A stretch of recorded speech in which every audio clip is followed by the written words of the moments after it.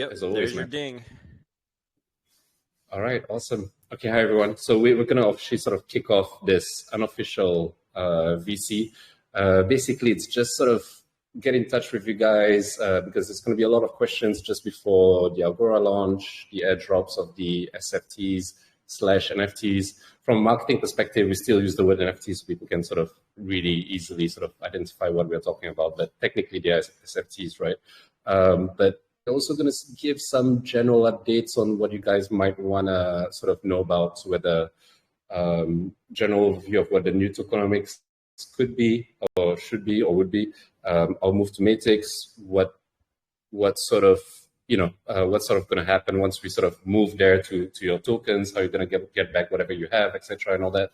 I'm going to sort of try to touch on all those points, including star staking. I saw some questions about Stardom already as well, and of course, obviously, all the other things like Silver, the lottery, and Nightclaws. We have a lot of things coming out within the next few weeks, so there's a lot of things to talk about. I'm going to sort of focus mainly on because a lot of things on the Agora side is basically has been sort of told and shared with the community during our pre-sale. So I'll touch a bit more towards the end on what we see could possibly star staking, our liquidity program, which I'll touch a bit more on. But I thought before sort of kickstarting, because I know there's a lot of questions. Actually, I would love to hear from you guys first before I start going on a rant. And you'll probably take the whole hour. So I would like to hear the questions first. If you don't mind, we're going to sort of reverse it. If there's any really pertinent questions that might be coming from the community, I would like to hear from you guys first. And then after that, I'll start talking. So let's open up the floor first, if there's any questions.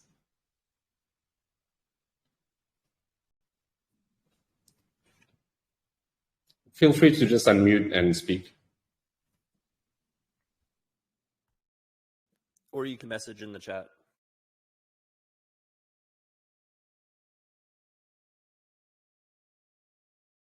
Josh Colin here.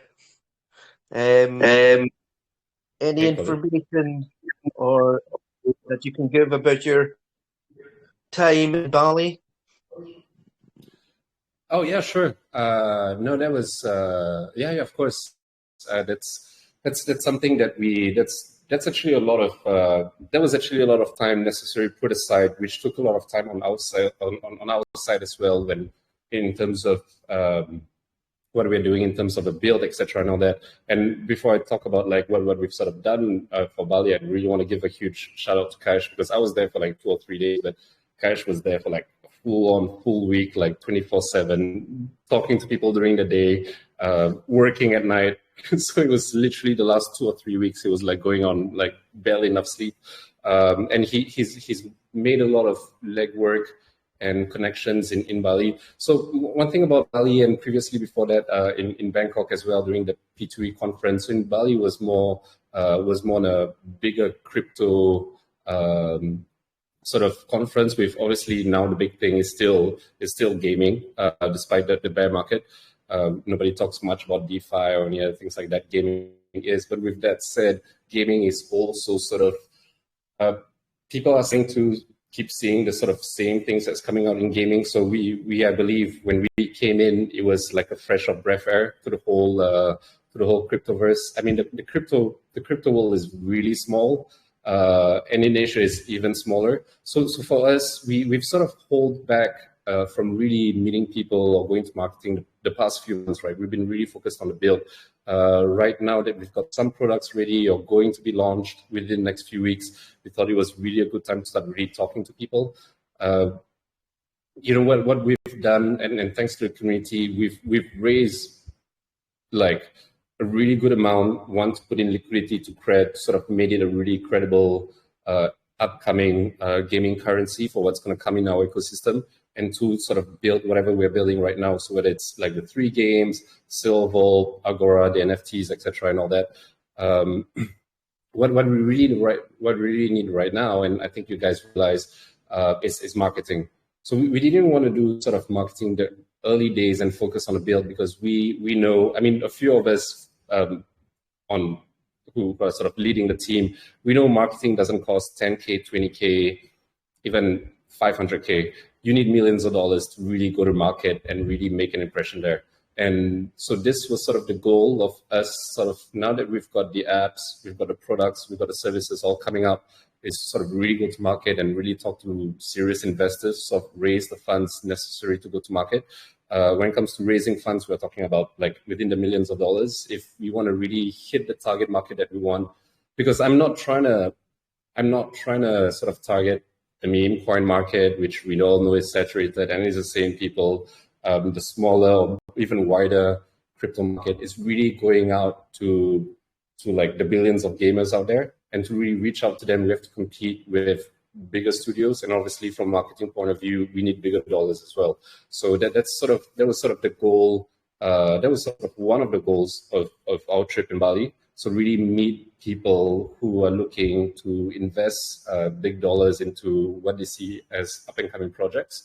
So these kind of conversations we've have really fruitful and very interesting conversations. It was really, really good because everybody else who was pitching with us, it's either, oh, we're coming out with an NFT marketplace, we're coming out with a game, blah, blah. So, I mean, we are doing the same as well, but we've got really, I feel, products that stand out, like Silver Vault, that gives access to gamers who are unable to afford, who are unable to afford sort of gaming assets, to be able to afford those gaming assets simply by charging their phone. Obviously, there's a bidding process, etc., and all that, but it's still something that's valuable and tangible for all these gamers potentially to what they have. So it was really, I feel from their reaction that we were sort of something different and sort of breath of fresh air to them.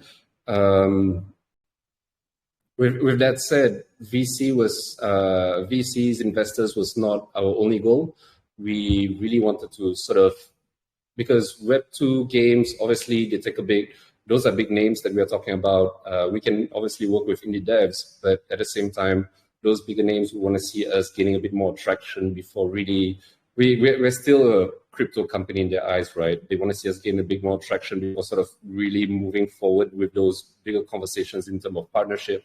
And I'm talking about like, whether it's the Mobile Legends or the Genshin Impact or the Riots of the world, etc. and all. But it was also good because all the sort of other gaming communities were there as well. And one thing that I think they sort of lack of was sort of a way to monetize their sort of their communities during a bear market. So during a bull market, a bull run, we all see Nexi and etc. and all that. Everybody's cool. But once the bear market hits, now everybody's like, okay, how are we going to sort of generate revenue?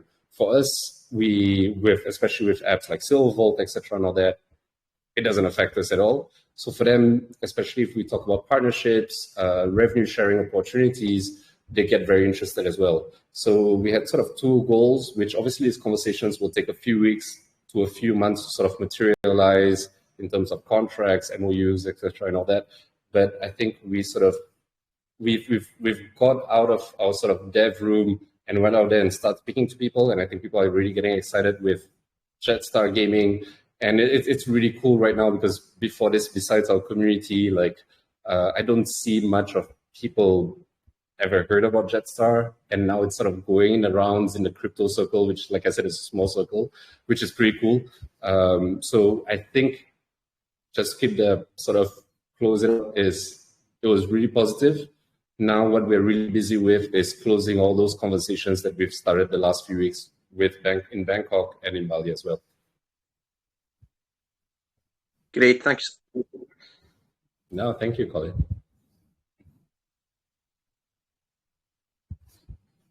And I don't know if Kaish want to add on to that as well, because he played a great part in it. He was non-stop working there. Sure, yeah, thanks. The Bali Blockchain Week was it was amazing how many people turned up, and actually it was much more than a week. So they called it a week, but it lasted like 13 days. So at the beginning, it was, in fact, the kickoff was us attending 1inch's launch party. So 1inch is a swap service, and so we've got to know the 1inch founders quite well. And then throughout the rest of this, the opportunities were quite good and we got to meet. So some connections with the likes of Coinbase, Crypto.com, meeting with all the execs from there. And that's valuable for us in the long term in terms of establishing our credibility as a product inside this space. And a lot of them are very happy to actually continue conversations with us, primarily because we're not going in and just chatting about, pumping coin. We're talking about bringing utility into the space, and establishing a long-term brand there. So yeah, it was fantastic in terms of making all those connects. And sometimes it was a bit surreal to actually meet some of those people that we read about and we sort of know about, but we've never really met, like the CEO of Tokyo Crypto. I met him in Bangkok, not in Bali, but they have their own like co-working space in in Bali, and they're pretty big in Indonesia right now. Like all those, like the CEO of Jedstar and all those kind of things. So it was really, really, it was pretty cool to really meet other faces and also hear from their ideas. I think we've learned quite a bit from their experiences as well. And then we were able to share ours because we went slightly a bit different. 99 projects that we spoke to all started on marketing and now wondering what they're doing. We started with building, we know what we're doing, now we need to start marketing. So I feel we really took the edge there, which was really great. And I think, I really think we made a good impression. And I mean, it shows with all the follow-up calls that we're having later. After. I think also just to kind of tack on to this in terms of context, for those of you who are outside of Asia, there's been a couple of moves in Asia which have really gone and established the legitimacy of crypto in this region. So to give you an example, there is a company in Indonesia called GoTo, which is, just to give you a sense of their size, they account for about 2% of all of Indonesia's GDP, right? So they're absolutely massive, and they do everything from, like, they're basically the Amazon plus Uber of Indonesia. And these guys have just gone and bought one of the largest exchanges in Indonesia as well. So they're present on everybody's phone here. They actually have an e-bank present on everybody's phone as well. So you're looking at very traditional companies establishing the credibility of crypto inside this space. And then in Singapore, DBS Bank, which is again Singapore's largest bank and has the largest sovereign wealth fund under it and so on, has just announced that they will be rolling out support for crypto access to all of their customers. So you can search up a couple of these things on Google News, so you can see what's happening inside Asia. But it's getting hot here, which is a really, really good thing for us. I mean, it's pretty interesting when you see the media. If like you look at Western media, which is like, is Bitcoin gonna die? Those conversations are still happening. It's like nobody even talks about that. It's like crypto is the future. Crypto is it's gonna help the unbanked, the underbanked. Crypto is gonna be a way to sort of, even today, like I made a sort of deposit into another country to pay a vendor. It takes like up to 48 hours or 3 working days. And I'm like, okay. And people say Bitcoin is slow. Come on. Like, so Asia is really a different place, and it's really exciting and really interesting. So Bali was really, really good for us. And I think, but especially, Kash did a few talks, etc., and all that. And I really apologize. I'm bad with social media and taking pictures and taking videos. I'm getting slammed because of it. I should have taken more. But I think we've sort of really established ourselves that we know what we're doing. We are focused on the build, not on the hype, not on the marketing. And now we have something. All the others who has worked on the hype and the marketing, they have some people, and now they're coming to us and say, like, could we do something with you guys? And similarly to them, we want to do something with them because we want to leverage their community as well. So I think it was really great. All right. I mean, we're not looking at time. There's no fixed time, but just cautious that in case some people need to leave. Is there any other questions if you want to move to another subject?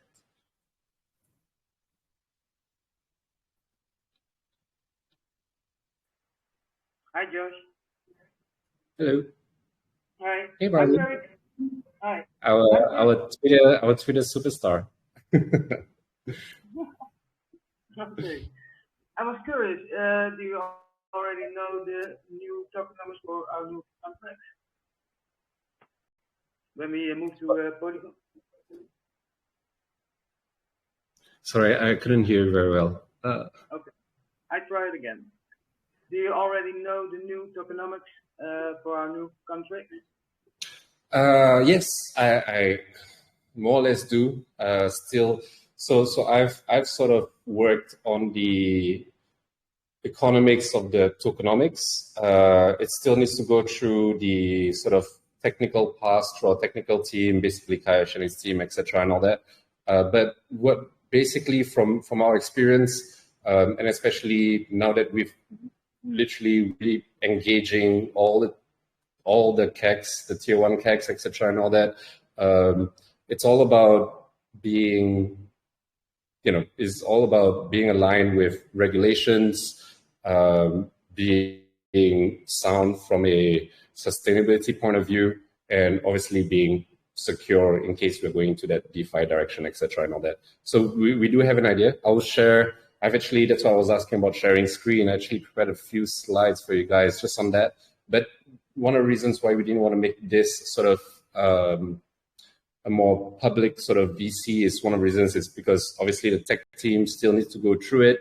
We still need to do a few more sort of simulations and sort of checks and balances in terms of like whether it makes sustainable sense in the short term, mid and long run. It makes sense, but we do want to try and check it out on the long term sense. So I'll share with you guys because I think right now we are really a close and tight knit community. We're working together into making Jedstar as a project, as a company, as a community work.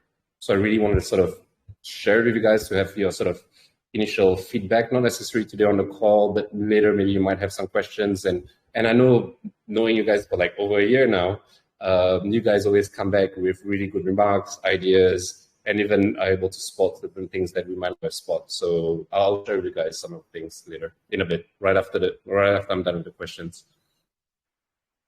Okay, thank you. Hey guys, this is Terry. Sorry for the noise. I'm still at the airport, but I have safely landed. But just briefly, I wanted to just comment on this whole thing about the news versus the West versus the East. And I'll try to when I get settled, I'll try to share the article. But there are forces here that don't want crypto to succeed, especially in the West, because during the pandemic, with all the stimulus, people did make money in stocks and in the rallies, and that's part of the employment situation, right? So there was a restaurant that said that 90% of their employees quit because they're like, I'm gonna take some time off. I made money in crypto. So part of the thing with the Fed is not just curbing inflation, but they're also trying to get the labor market back in place. So you crash all of that stuff, then what happens? Then now you have more of a labor pool, and it's not that and I know I'm going into a little bit of macroeconomics here, but the thing is, yes, unemployment is low, but the thing is, the cost of employment is high because people had more wealth. So if it's kind of divisive, but all the FUD and the prices going down. And we know how it is in crypto. There's a lot more whales until there's more mass adoption, then it equals out. But of course, they want the prices to crash, people to go back to work, and the more number of people in the labor pool, that exists lowers the cost of labor, right? It's supply and demand. So that's my opinion, and some of the research and articles that I've been following. Again, not financial advice, and I'm not an economist in any way, but it's not hard to see that you take away people's, you crash people's value in stored wealth, then they're back in the labor market. And the more you have, the cheaper the labor market gets, and then people can hire people again. So there is a move to that. How that plays out ultimately, don't know. But in other countries, in the other hemisphere, other side of the world, there's not as much, FUD. Like Josh said, that is the future of banking and finance, because centralization has its place, but it doesn't have its place everywhere. So that's my rant. That's it. Thanks. Yeah, I mean, I guess one of the things that really attracted us to crypto, I mean, for me, it was like, and a few things, right? Like reading Satoshi's white paper brought me into crypto. Reading, and I'm not shilling any coins here, reading Ryoshi's and Shib's white paper brought me into the meme coin world as well. So we all love decentralization. The whole idea of us being in control of what could possibly be our future is obviously something that sort of brought us all together and built this community and track us to that. And one thing about Asia is and specifically I think Southeast Asia is we embrace decentralization and to a certain extent chaos. We actually thrive in it. So yeah. Thanks, Terry. Marlene, did we answer your question? I mean, I've not answered it fully yet. I'll show more later. But do you have any more questions? No, I'm good. Thank you. Thank you.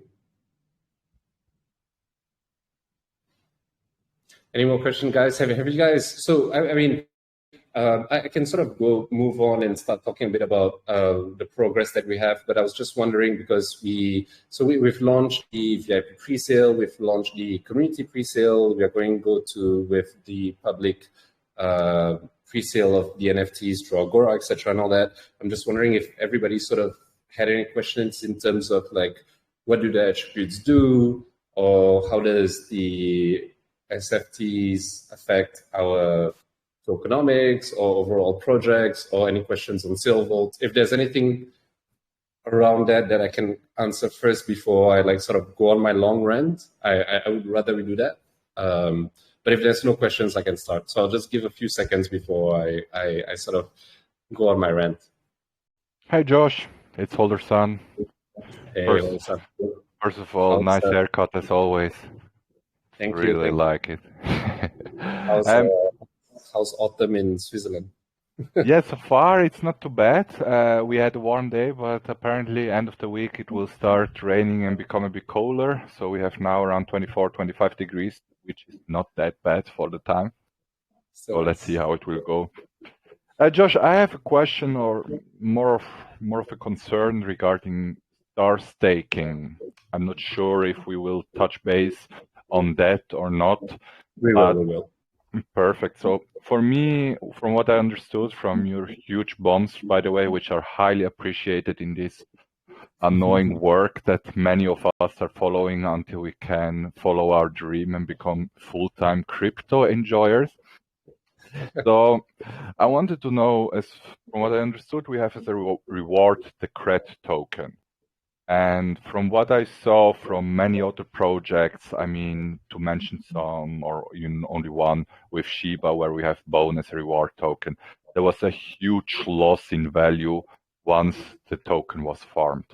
And I see it as well that many other projects are struggling with this, and the whales, which we have for sure many in here, are using this opportunity to take some liquidity, which is their right, and to dump the price.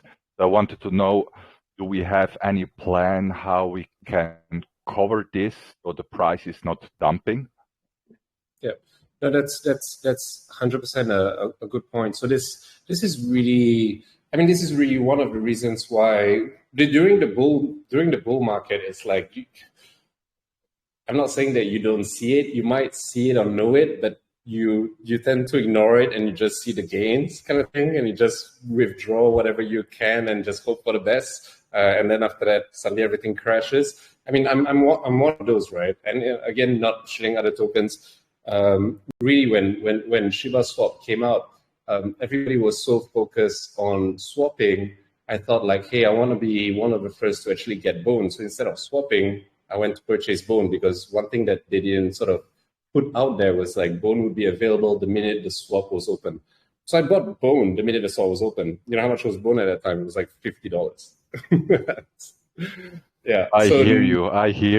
Trust me, I was the same. I was doing the smart thing. I was like, yeah, you guys go and do whatever you have to do. I'm going to go for Bone. But okay, it is what it is, right?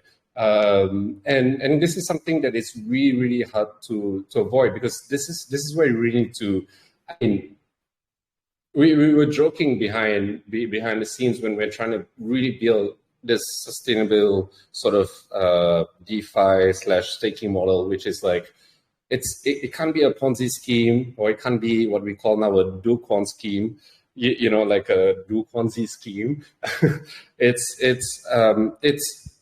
It's all fun and great to see dollars going into your, you know, you see the numbers increasing, but those numbers of the token increasing, if the token, as you say, people dump, it crashes, etc., and all that, it's worth nothing, right? Like, so many of us like have those millions of tokens that are worth literally 10 cents. And this is why when we started, I mean, when we started with a small team. We started in a different context, in a really hyped up bull run context as well. And staking was the thing. And we set certain targets, because from a technical point of view, we could have built it like day 2 of Jedstar being launched, right? But then we waited for CRED to be launched. And then when CRED was launched, we started seeing sort of market changes. We decided to like, let's just have a look at what's going to happen. And then Luna happened, everything happened, and it all sort of so-called crashed. So we really decided to sort of, there's no such thing as I mean, let's put it this way. I feel we criticize a lot the banks in terms of like, oh, when I put money in the bank, they earn so much money, but I put money in the bank, I only get like 2 or 3% interest, like APY, etc. That in crypto, I get like 100+. Yeah, but to be fair, those guys, well, I'm not debating that they might be taking too much for themselves. They've been here long enough for us to sort of learn from their lessons as well. So for us, it's really building. But we sort of decided, and I know a lot of people were not sort of satisfied with that decision, but we thought it was literally the best decision to not put star staking out until we've sort of built that sort of model, which we've built for quite some time right now, but also build the products that will support the model. So I'll go more into sort of what we see as the star staking model later, but it all depends on really, and I'll be honest, right? So everything that we've sort of built, it all depends on how well all other sort of products work. Because if we are rewarding CRED, we have to make sure one, CRED needs to be relevant enough so that people don't dump it and reuse it in our ecosystem. And then when they reuse it in, so basically it's a way for you to earn dollars, but you don't, right now, if you put money in a savings account, you got extra dollars, what do? You pump it back into the economy. So that's what really is important for us to sort of do. So build that sort of ecosystem, whether it's with games, products, or services, that people sort of put back the CRED that they earn back into the ecosystem, obviously withdrawing whatever they've, I mean, we've from day one, you guys know, we always believe you need to withdraw, you know, whatever earnings that you can get. Obviously, this is why everybody's in crypto, but it's all about building that ecosystem. And I feel with Silvervault, with Agora, with the games that were coming out, with our go-to-marketing plan, with the investment plan that we're having, with our new tokenomics and move to Matix as well, we sort of have something that is now, I can say, safe to launch star staking. Obviously not financial advice, but yeah. Only highly recommended. completely fine. But Thanks a I lot. get where you're coming from. Like I've been burned like by so many. I was lucky that I managed to get out of Luna early enough before getting burned. But yeah, totally get it. Awesome. Cheers for the honesty. Thank you.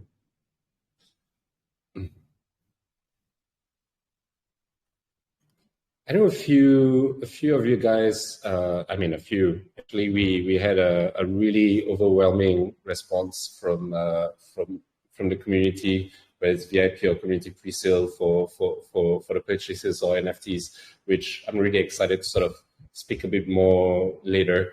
Does anybody have any question in terms of the utility, present, current utility? What an SFT means, or any other questions with regards to Silvervault or gaming? I'll just give it like 20 or 30 more seconds. If there's no more questions, I'll just go and carry on and go on my rant.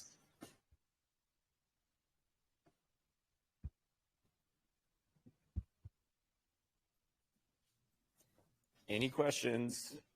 Wow. Okay, you guys really want me to go on my rant? Amazing.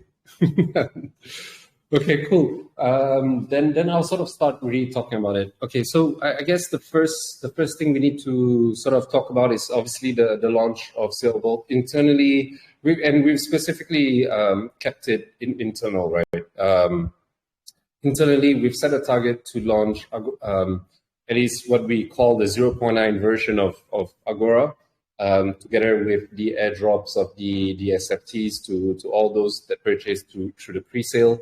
So that is right now what literally can see it live happening. Sort of Kaesh is doing right now with the dev team, with the art team, with the graphics team, into launching within the next few hours. So what's going to happen within the next few hours is we are going to sort of and so when we say the 7th, it's going to be the 7th somewhere in the world. So most likely California time. I'll be honest with you guys, because there was a lot of things that came at play. So one is, and I think that was the biggest thing that the biggest hurdle that we had was that we are a bit too much of perfectionists, especially in terms of building the best smart contract, as well as building the best platform. So while we could have said Agora and the SFTs, the contract was ready like a month back, every single day we found something, sort of something new that we can do and improve on, and we've sort of let that hold us back a bit into like in terms of dev. And one of the reasons why we are doing that, and I feel it's really important, especially after going to Bangkok, after going to Bali, is yeah. So others have launched SFTs, right, or NFTs specifically. But what they've done is they've just so and I'm not sort of shitting on AI generated art, because I think there's some value there. It brings communities together. There is some value there. It's very hard for me to find them, but like there is some value there.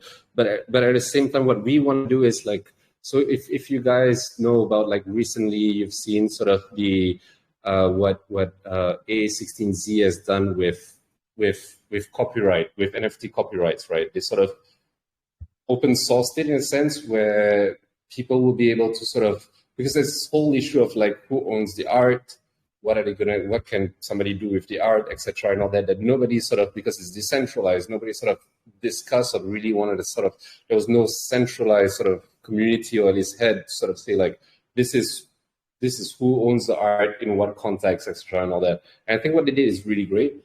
What we are trying to do is something similar, but from a technical point of view.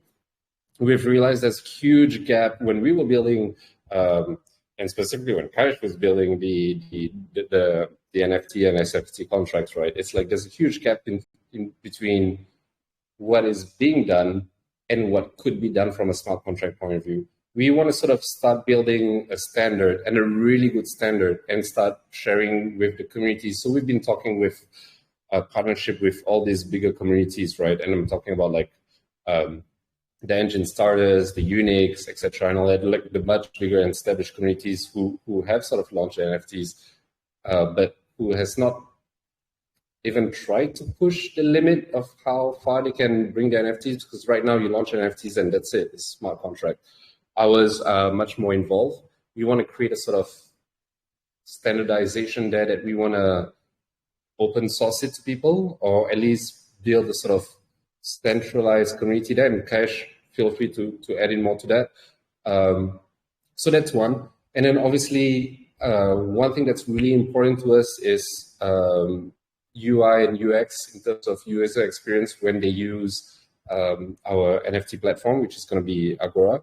So, I mean, it would have been just simple to sort of copy and paste the code of OpenSea and just replicate that.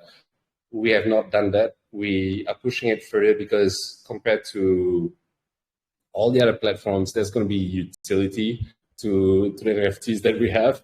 And we want that to really be shown and be interacted with the platform we're building. With that said, we will be doing a sort of, so what we are doing, we came about a few hurdles as well. I'll be honest with you guys, a few hurdles as well from a marketing standpoint. We wanted to go all out from an advertising point of view, legally through Twitter, Facebook, YouTube, etc., and all that. Now we see a lot of those ads, etc., and all that. We found out much later that those ads were actually not technically legal on those platforms that we wanted to do. We just assumed that they were, but what they did was they bypassed. And we being the way we did is we went through the right channels and we got rejected because we are crypto, etc., and all that. So that sort of pushed us back from a public marketing point of view, which now we are engaging with those guys to sort of say like, hey, we are doing these things right. These NFTs are not financial vehicles. Technically they could be, but the way we are presenting it is their utilities within our products and our games. Let us market it.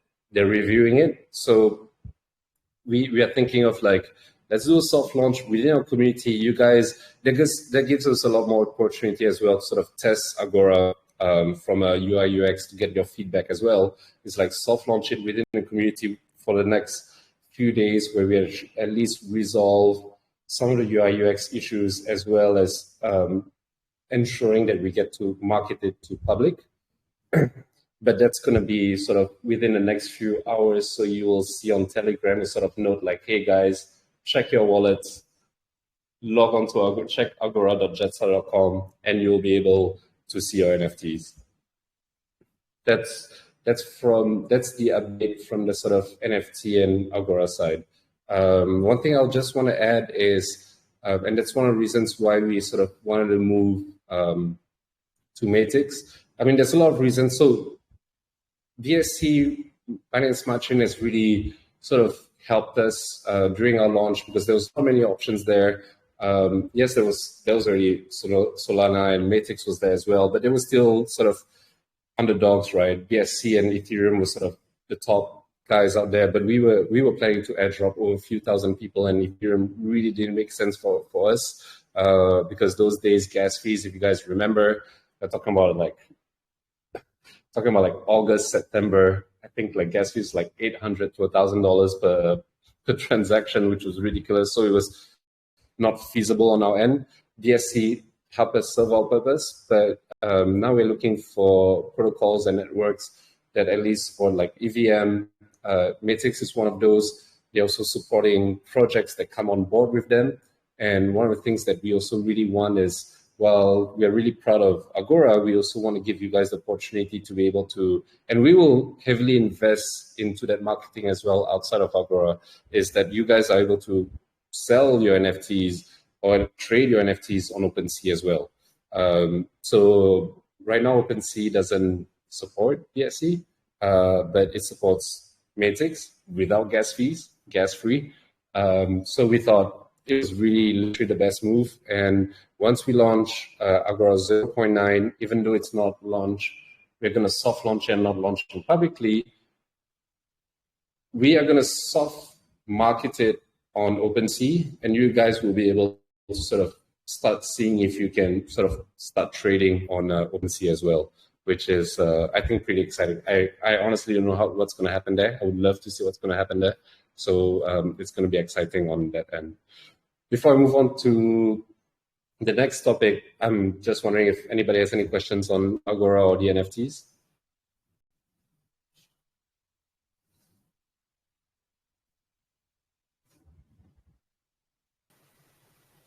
if there's no questions, then I'll add something Yes, in please. regards to the NFTs. So one of the things that that Josh touched upon was we've been building additional functionality into the standard contracts. So when we picked the contracts up off the shelf and we were looking at what was happening inside the regular contracts, there were a few things we found quite confusing as to why they were absent. For instance, people seem to avoid writing stuff to chain. People also, in order to be able to identify what NFTs a particular wallet holds, it was needlessly complicated. So we have gone and upgraded some of that functionality inside the templates. And we're also writing your unique properties of each NFT directly to chain. So the discussions we're having with other gaming companies and the standards we're trying to set are that there should be real portability of these SFTs between games. So with that being said, we then write all of the properties of your character direct into chain. And we also allow for manipulation of certain characteristics of the character as well. And I'll drop a bomb, Josh, because I think for me, it's one of the most exciting things about what we're doing with the SFTs. But it's something we've been talking to other gaming companies about as well. But actually having NFT death is a really interesting concept. So you'll still have the NFT, it'll still exist inside your wallet, but from a gaming perspective, it will be marked as dead. There'll be ways to revive it, there'll be ways to resurrect it, but what it does is it changes the whole dynamic of what a gaming SFT actually looks like. So these are some of the things that we're introducing, and then non-custodial delegation of your NFT. So you can allow somebody else to use your character on your behalf without it leaving your wallet, and, for example, attack other SFTs. So these are all the things that we've expanded on the standard contract. If there's any technical questions, take them because it was super exciting. That's a huge bomb, actually. And it's a really good one. I don't know if it's easy to conceive, because honestly, I'm a huge troll when it comes to gaming. I'm hyper competitive. I love to win. I'll take whatever it takes to win. So and this is not something that, with my sort of technical expertise and knowledge, which is very limited compared to Cash and most devs, is when Cash sort of mentioned, like, we could do this, and I asked him, like, so you mean if I have an NFT and I see a guy who has a better NFT than me, I can kill him? And he was like, yes. I was like, let's do it. From a gaming and competitive perspective, we understand that some people might not like it, but just the idea and notion of it, and just going back to our really initial vision when we launched Jedstar, which is about, like, really true ownership of the assets that you have. We were really surprised, in Bangkok, in Bali, that all these projects have been going through and they're building. So the whole concept of, we were using the wrong term. The whole concept of a non-fungible token for true ownership doesn't make sense, because games evolve, right? So if we're talking about, regardless of portability, if from Diablo 1 to Diablo 4, the game changes, the mechanics changes, everything changes, your SFT needs to evolve as well. So if it's really non-fungible and it's not able to evolve, it doesn't make sense. And then now, with the exciting elements that sort of we're introducing, I think we are even able to build, we are able to gamify these NFTs within the blockchain, even without building a game, which is pretty interesting. And also the fact that, and this is why I was didn't want to go full on financial advice kind of thing, but because we've not revealed everything. But if your NFTs have gives you perks from a staking point of view, gives you perks into earning more cred or in-game assets within the game, and you have a few of the same, and we're talking about like you have 10 of the $49 one, and you sort of rent it out to a bunch of people, and you like have a share. Basically, is the whole what Axie Infinity has been doing, have started with the whole scholarship and guild, right? But we sort of we put it on chain, yes or not. So scholarships for Axie Infinity is literally like I give you my seed phrase and my password, and you come and use my wallet and play with my Axies. I was on chain, so radical transparency there. There's nothing to sort of avoid, and also built around a sustainable sort of gaming and product ecosystem as well. So it's pretty exciting. Thanks, guys.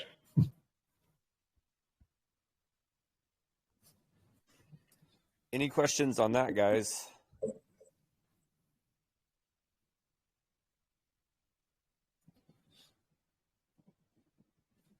If we don't, I think I have an idea why most of the people came. Everybody wants to hear a bit about like the new Jet tokenomics and start taking. I'm gonna come back I'm gonna come to that in a bit. Before we jump into that, I just want to give a big shout out to sort of our team. I mean, first, because the last few weeks, as you guys know, we're launching quite a few things. So many of us have like sleepless nights. So a huge shout out first our creative team, Terry, John, and the whole team, sort of the art that they've done.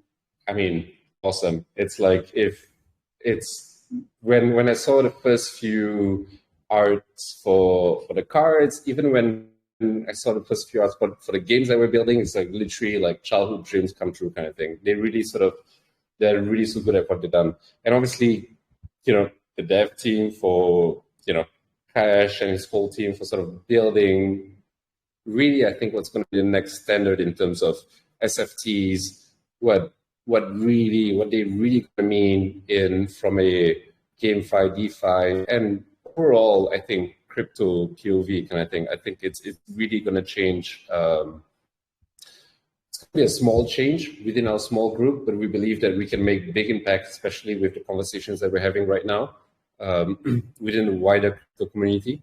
And obviously all the back end, and when I say back end, it's really with the biggest love because they work really hard. But it's the Joe, the Pi Hypes, the Jacks.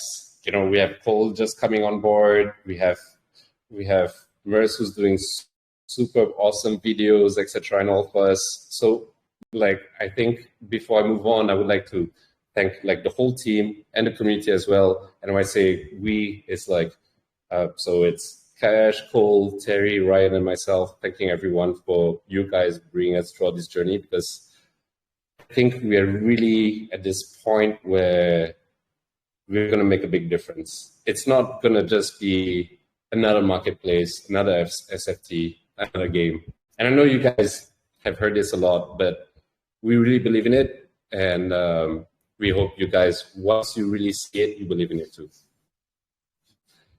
Now, if there's no more questions, I'll move to what everybody's waiting to see. And honestly, these are bombs because even our team has not seen it yet. Some people have a sneak peek of it and they're like, Josh, are you sure you want to show this? And I'm like, yeah, it's fine.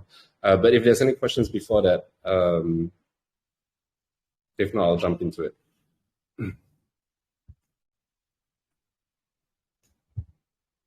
Okay. You guys really want to see it. 1 second. Let me share screen. I think it's easier for me to sort of. There was a question in the chat about SFTs. Okay. 1 second. Oh, sorry. Yeah. Is it death by number of uses or by age? If an SFT goes unused for years, is it still pristine, making it more valuable? Making some KDA ratio. Okay, so what we've done is we've built the contract for it. What has not been done is defining the rules around it, because those rules can be defined by us. It can also be defined by our games. It can also be defined with anybody who is using our SFTs or cred, etc., and all that. But with that said, is the initial idea was, and Kaya Shokul, you can jump in, because actually Kaya Shokul have been working a lot, much more than they've recently just shared with me this idea, so I'm sort of sharing it back. Sorry, I had somebody who was going to speak. So sorry, I was going to jump in. Okay, thank you. No worries.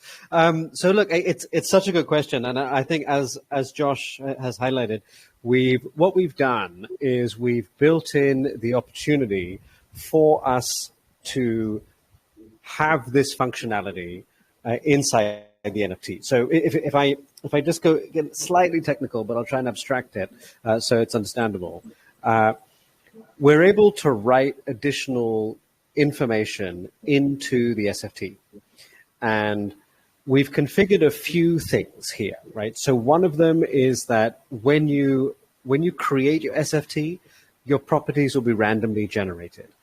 Those are untouchable. They come from our partner Chainlink, and they get written directly into your SFT.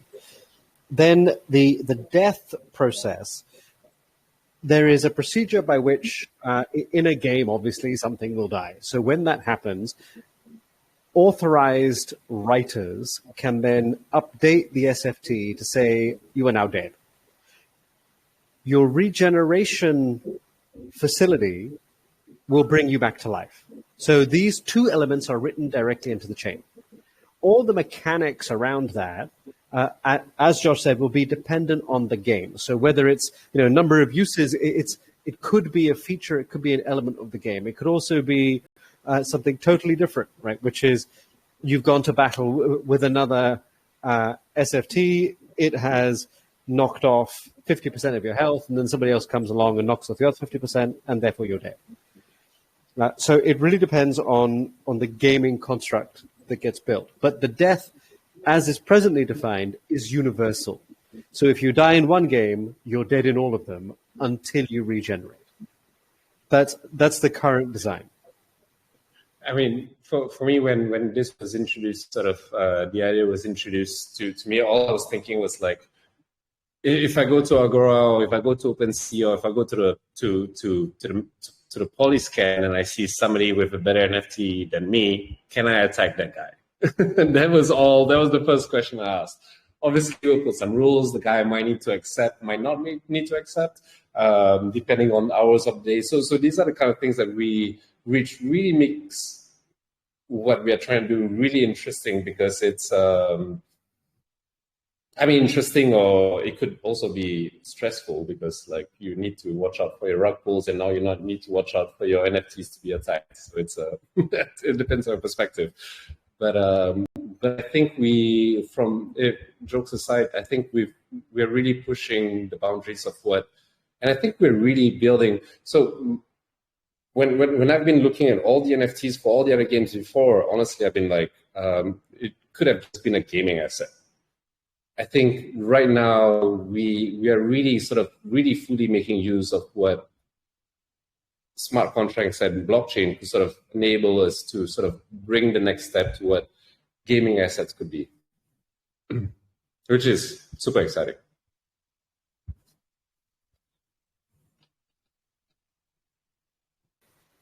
Matt, with your question around is there a bonus for the SFT that strikes the killing blow? Again, these are in-game mechanics. We've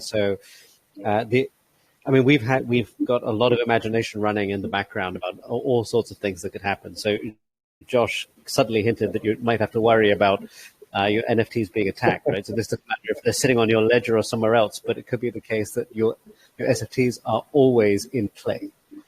So delegation then becomes even more important, because while you're sleeping, you may need somebody else to do something, right? So there's all sorts of things. That is not funny.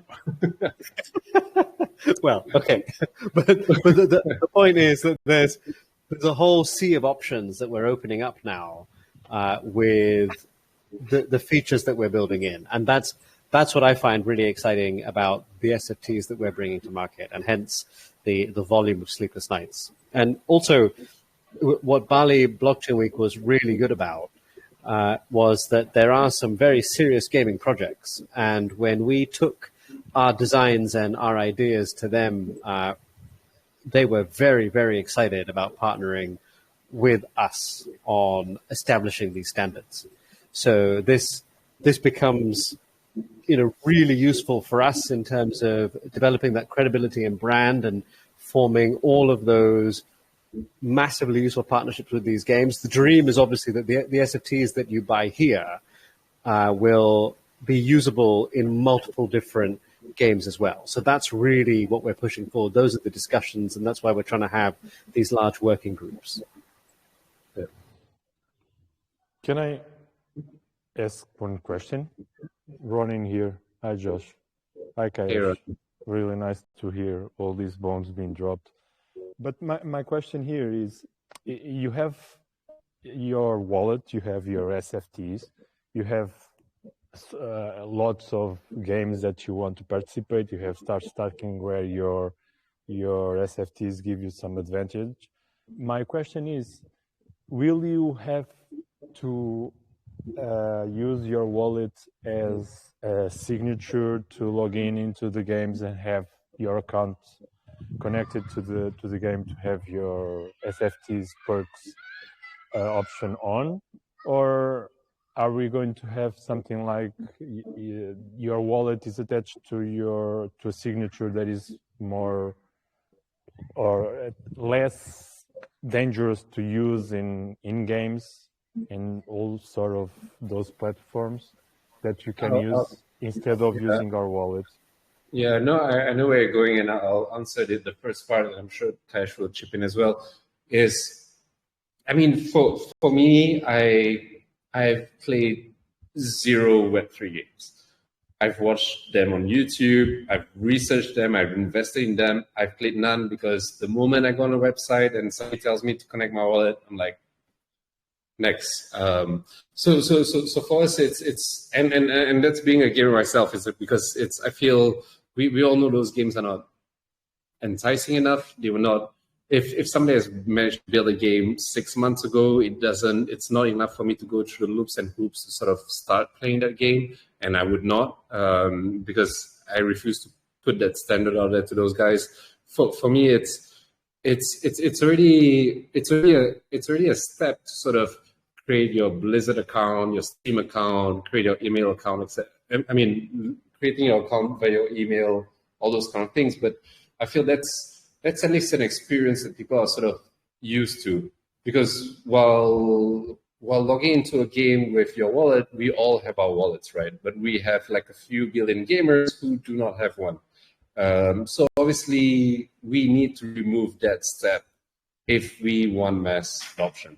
That's totally key. How we do it, there's really a few ways to do it. And I don't know, Kayesh, if you want to chip in, because this is the more technical side and is obviously the best person. I give concepts. Yeah, no. So, and look, Ronan, this is actually a pet peeve of mine, which is, if I have to keep pulling out my ledger and pressing approve, I'm just never going to use it. Right? It's not going to play the game. Yeah, it's ridiculous. And so part of what has been built with, again, these SFT standards is, fortunately, Open Zeppelin, which is they're great proponents for standardization in NFT contracts, and they release great templates. So we've picked up some of those and then we've extended them. And one of these things is where we allow particular roles to manipulate things and very specific functions inside the SFT. So, for example, the ability to regenerate. We can authorize a specific server or contract to run regeneration on your behalf. So when we're talking about doing stuff inside a game, because we can delegate certain controls to approved contracts, and you can do that temporarily, we can have it at the contract level, all this sort of thing, we then allow for these changes to take place without you having to pull out your your actual physical wallet every time. So that's one side of it.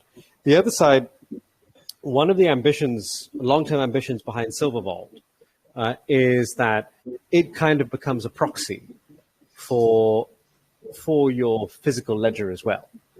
So, and this leans on what I was just talking about, which is you can approve certain contracts and certain things to act on your behalf. So if you're able to authorize Silver Vault, then the application itself becomes like a soft proxy wallet, where we don't need to have anything in there in regards to your keys, but just that level of authorization that we can now just push into you on push notifications for things that may cost you money. Right. So these are the sorts of modifications that we're trying to make to the workflow that current games have. I hope that answers the question. Yes, totally. Thank you very much. And not to drag too long about it. It's all about, for me, I feel, and it's just recently, right? We've been introduced to this one game this game team who introduced this awesome game that they built, but they sort of lost funding halfway, and then they sort of introduced to us. And honestly, the first step was like, sign up with your MetaMask, buy an NFT, and I'm like, I'm not going to play the game. We have to change that. We have to change that in crypto. To be taken seriously, gaming is a huge market. We just have to sort of take from the pages and, just learn from whatever they've done, not reinvent the wheel, and just improve from there. But I feel what most crypto games are all about right now, which is all about, they've taken a huge step back. But anyway, not going to criticize people. Apologies. Before we sort of move on to the next topic, which is going to be about the new tokenomics on a high level, I just want to step, since we're on the subject, just also give a shout out. I don't know if any of them are here, to the Skill Gaming team, because they've done really good work into building Stardom. We really wanted to sort of not launch it without utility with Cred, our wallet, etc., and all that. We had so many things sort of coming along the way. Their tech team has sort of came in and support, and they've sort of managed to sort of implement Cred within Stardom. We're doing like some testings right now already, and I think we are sort of ready to have some beta testers. So we're going to sort of open Stardom up to beta testing to some of our community members, if not all our community members, to sort of at least try it out before we open it up to the public. So just want to give a huge shout out to the Skill Gaming team, sort of really bringing it forward when we were sort of really bogged down on Agora and our other games, etc., and all that.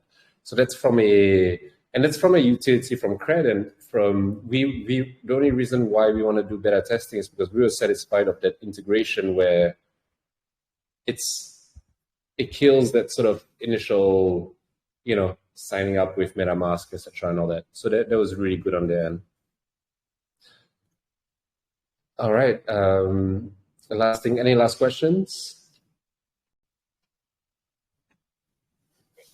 Holderson made it clear that he wanted to volunteer. Testing. I'm here. All yours. Use me as you please. Okay. We will definitely use and abuse you there. There's a lot of things to test. I think you guys would enjoy.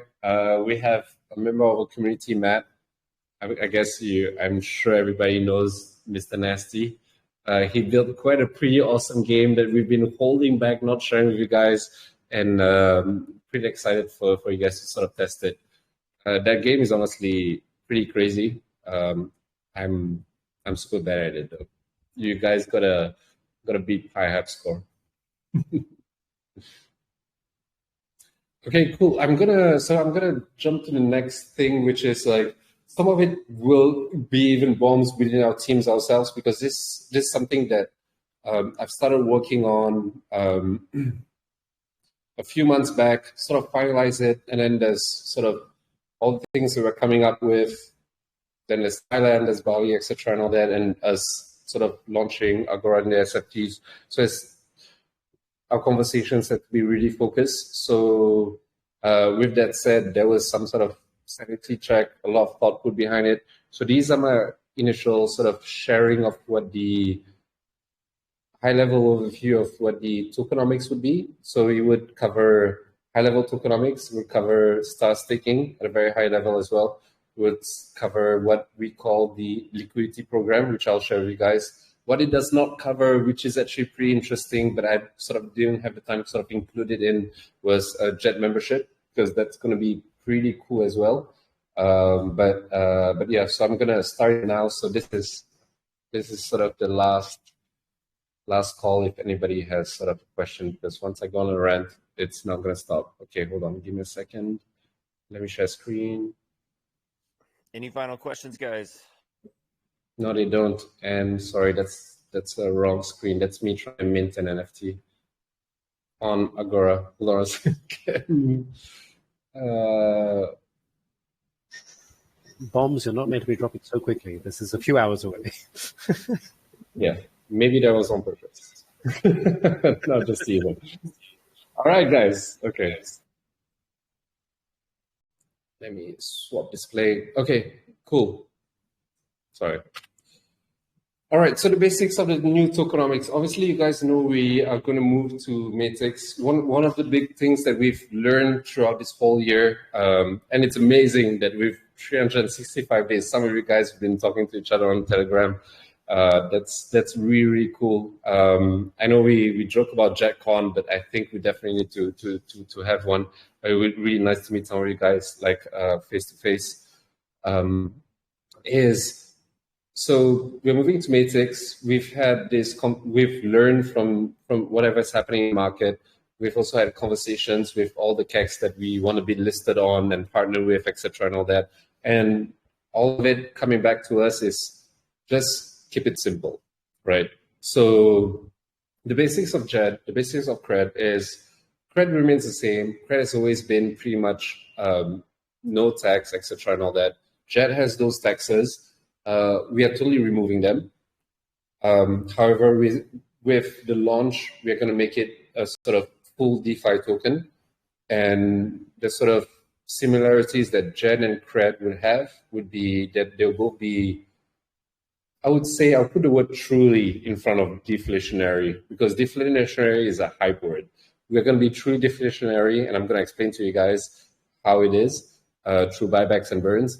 One thing about CRED, because CRED is, so JED is our DeFi token. It's all about purchase your JED, save your JED in terms of like stake your JED to earn rewards, etc., and all that to sort of grow your bag, earn CRED, and then spend your CRED for meaningful reasons, obviously. So CRED will be more of a, like what we call a POS and POG token. So it's going to be a very simple POS. It's not going to be a proof of stake the way Ethereum or all those other bigger tokens are, because obviously we're not our own network, but I'll go through that a bit later.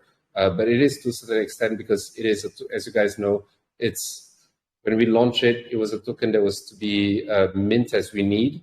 Obviously, with no utility launch yet, there was no need to mint any new tokens. But as our utilities are coming up, it's going to we will need to eventually start minting new CRED. So just to touch a bit on the sort of deflationary part, what I call buybacks and true burn. So while we have, when we launched JED, we burned, I think, 57% of JED. The plan was to burn 60%, but we've realized, I mean, we've honestly known that it was not going to happen. We've realized that it doesn't affect the token price. Actually, we're just throwing money out of the window in certain ways. So what we're doing is, with this new tokenomics, is we're building a true ecosystem, a decentralized ecosystem where we're generating revenue through mining through Silver Vault, revenue through our NFT marketplace with Agora, revenue through transactions to our games, etc., and all that. And while it's really important, not just for us as a company, but for investors and the communities, etc., and all that, that we reinvest most of it into improving whatever products and services that we have, and also put our products and services into markets. Most of the revenue will be put into there. I think it's also really important to sort of put a portion of that revenue into the tokens itself through buybacks, and also to make sure that these buybacks are not sort of dumped later through a true burn. And what I call a true burn is what most tokens, and I say most, is we've launched at the same time during the bull market and the meme market, right? What most tokens have sort of done is simply copy and paste a smart contract and send some tokens to a burn wallet. What we're going to do is to make a truly deflationary token, whereas within our contract itself, every time we burn a token, it's going to remove the actual total supply from the smart contract itself. So we're increasing the market cap as we buy back and burn as we go. It's very technical. More of it will be revealed in the white paper. Kaesh is probably looking at me right now and say like, why? But I think it's the only way to go in terms of like, so most projects look at generating revenue from people buying more of their tokens. And then when people buy more of their tokens, token price increase, people will sell, etc. and all that. What we want to do is people buy our tokens because they know the price will increase because we have products, services, and games that will increase the price. Whether it's through buybacks and burn or through simply people needing the token itself to activate whatever products and services they need to use. So I think that's really a big difference between us and most other projects out there. And pretty excited with whatever we have in place. Next is the big sort of, I think what most people are waiting for. Guys, this is not carved in stone, please. So that's why I wanted to keep it sort of internally. This needs to go through a big technical review. I've done sort of simulations on the short, medium, long term. We need to look at a longer term. So basically what we're looking at is currently right now, and we're going to give a choice when we're going to launch the token, basically the new token on Matrix. We're going to give a choice to people. It's like, do you want to directly stake? And we'll stake it for you. Those who make that choice, we'll give them added bonus staking points, so-called. If not, we'll just airdrop you whatever tokens worth you had, and then you make your decision on what you want to do with the token itself. But that's going to be revealed a bit later. But now sort of the gist of it is for every 1 Jed staked, 45 cred will be minted daily and sent to rewards pool. And this is why I call it proof of stake to a certain extent, because you now cred will be minted only in 2 conditions: if there's Jed staked, or if there is proof, what I call proof of game, which is like this activity in the games where we need cred to be minted, and that's where it'll be minted. So this is one of them, which is a POS. So for every Jed stake, 45 cred will be minted daily and sent to reward pool. In addition, and you guys will see how important this is, 1% of all transaction fees from all our products, whether it's Agora, our games, all those Silver Vault, when cred is involved, because right now Silver Vault obviously runs off Vault, but there'll be some upgrades in the future. All of those will go into the rewards pool on top of the 45 cred that's minted, and then it will be redistributed to the Jed stakers based on their percentage within the pool itself.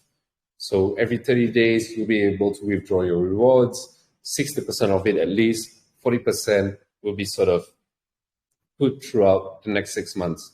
So a few things here that's very important to put on. So it's, one, we need to reward people for staking Jed.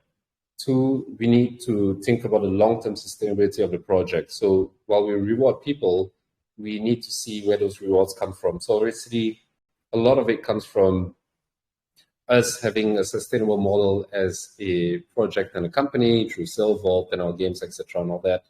But it's also to be able to redistribute these rewards on a longer term. That's why those 6 months, so that the downward pressure is not as heavy, is not heavier than the upward pressure. That's the sort of the goal there. Now I'm just gonna, so those were like example and numbers, right? I'm just gonna sort of give, those were the sort of overview. I'm gonna give you two examples. So are you guys able to see my arrow when I go through? No, it's not visible. Okay, then I'll go by line. So first line is the stake pool. So let's look at example one first. So let's say at launch, there's 1 million JED, total 1 million JED staked among all holders. Yourself as a holder, you've staked 50,000 JED, which is worth about 3K. And that's about 5% of the pool. So based on that 1 million JED staked, times 45 cred minted daily times 30, you get about that 1,350,000,000 cred minted that's worth around 12K. Then let's say at this stage, when we've launched, let's say next few months, we have about 1,000 USD worth of transactions that's given to people. That will be, so basically 1% of that will be redistributed into the rewards pool. So that's going to be about this amount. And then after 30 days, if you have staked 50,000 worth of JED, 50,000 JED, you'll get like $600 worth of rewards in cred. Now, just the caveat, when we've done this math, it was based on a few weeks back when JED was 65 cents and cred was 0.00 times 5, 9. But in general, regardless of how much you've sort of put in, your sort of APR right now is about 200%. Now, I'm going back into, so now I'm going to jump to example 2, and this is where I want to say, this is where I want to talk about the importance of how we need to really grow our ecosystem is, so once we sort of go full on with marketing, etc. and all that, and people start staking, so there's more JED holders, people start staking more JED. Let's say there's 10 million JED that's being staked right now, and you are still staking the same. So basically it's about 0.5%. 5%, you've sort of went down, like divided by 10 to being 0.5% of pool. But JED has increased its sort of market awareness, people using its products, etc., and all that. So transactions fees from $10,000 have increased to $100,000. Just based on that, your rewards actually remain the same, even though your percentage in the pool have sort of went down. So that's sort of right now at a very high level what star staking tokenomics is.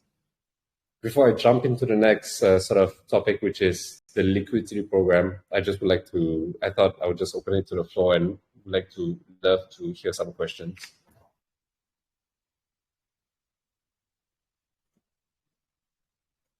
If any.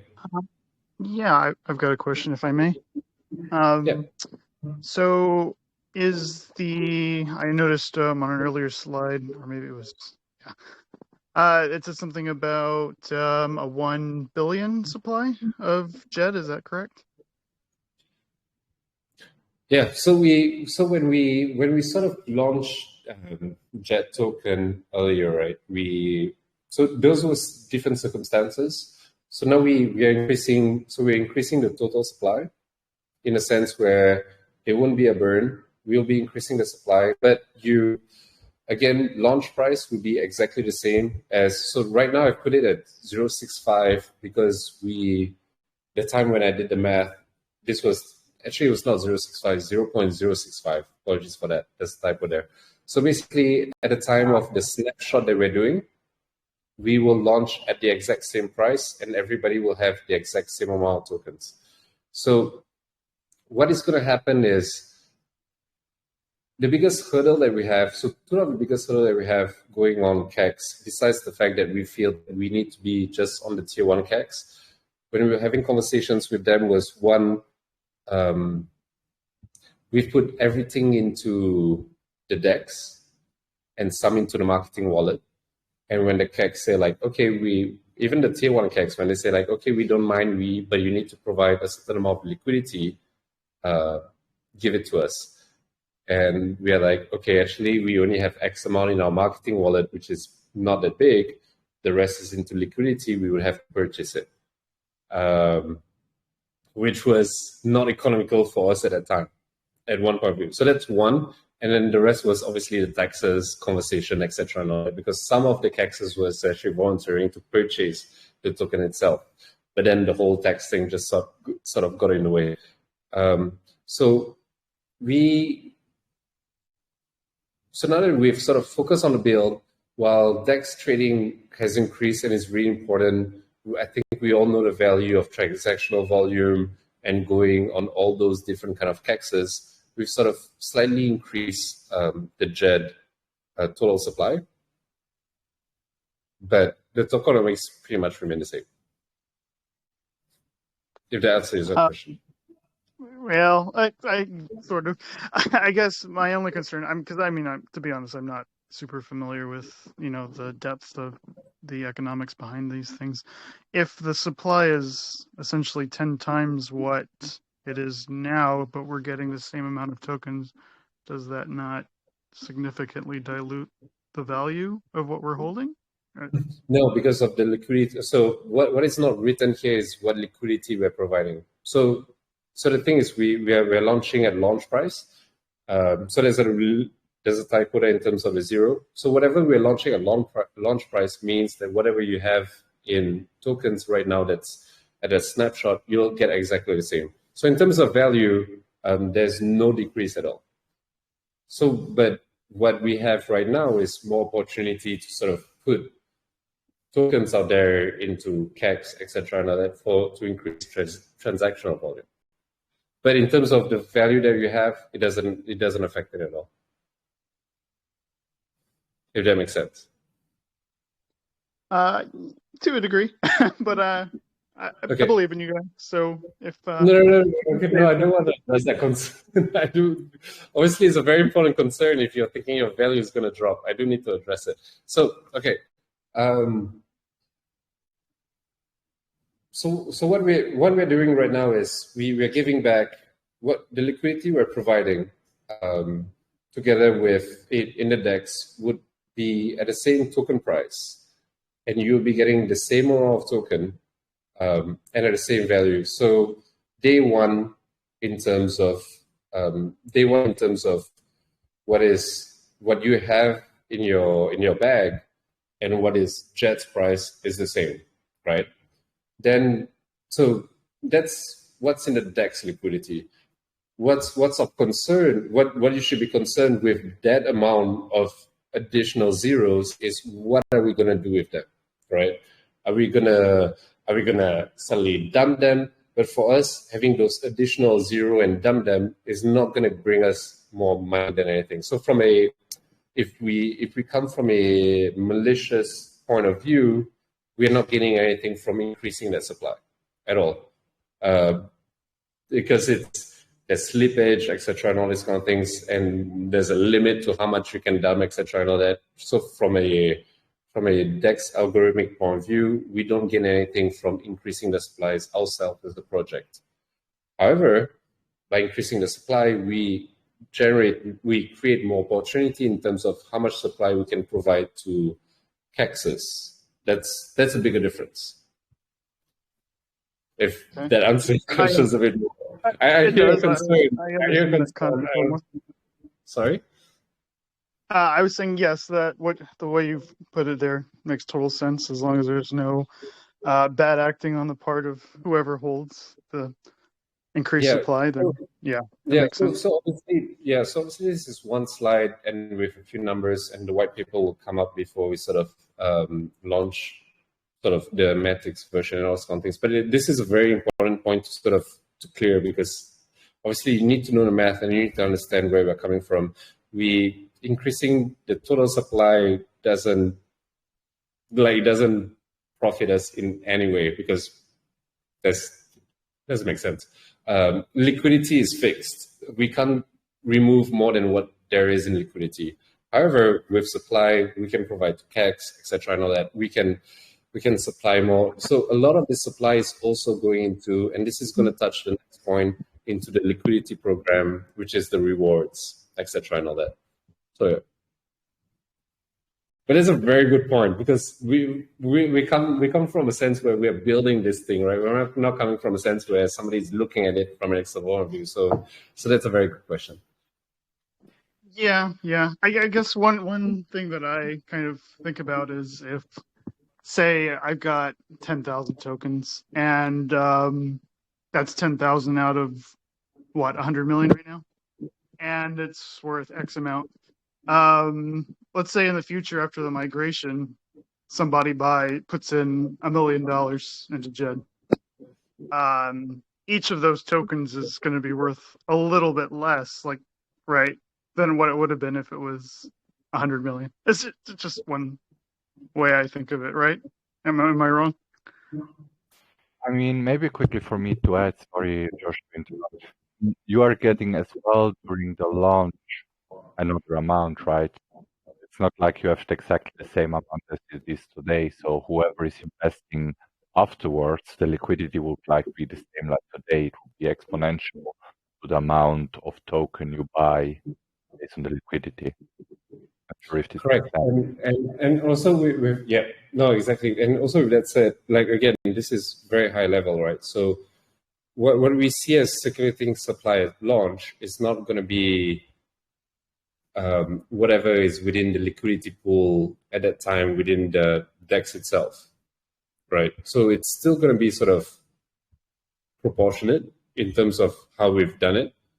So I get your point in terms of that initial remark, but it doesn't work that way in a sense where, how do I explain it in simple terms?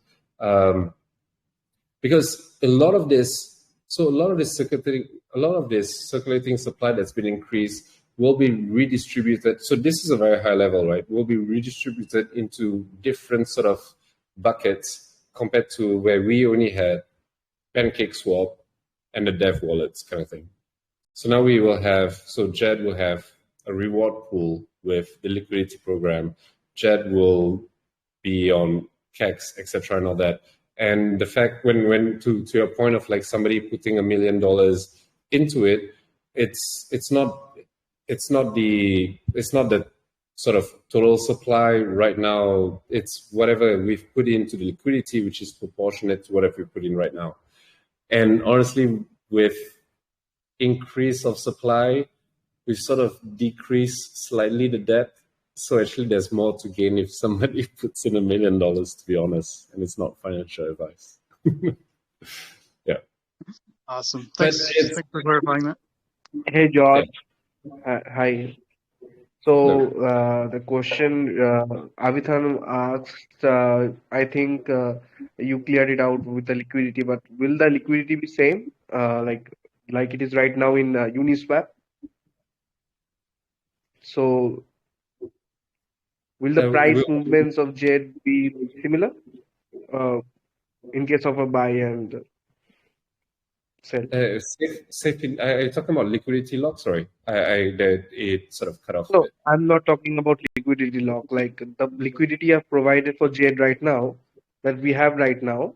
So will that be same after the launch in Uniswap? Because you are talking about distributing the liquidity to central exchanges.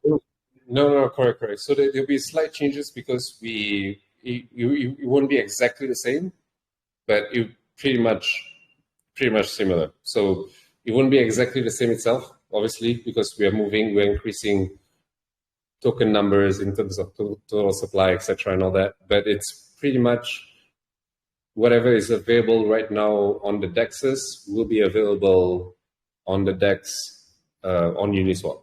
So whatever is available on PCS will be more or less available on PancakeSwap. Oh, I'm concerned about we can move JED's price very fast. Few big buys and price goes up, and few big dumps, price comes low. So that's quite exciting. But as to create where the liquidity is large enough and like the price is little or more stable. So like will Jet be the same, right?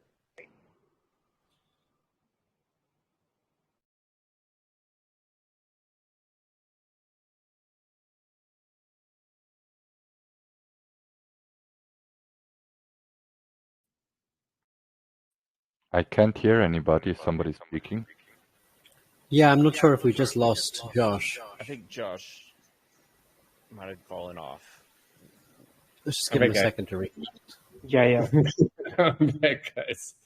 Sorry about that. No, yeah, I hear you. So we were discussing the liquidity, right? So we are talking about depth, right? That's what Sagi, that's what you're sort of really talking about. Yes, right. So basically, the depth of the liquidity, just to make sure that.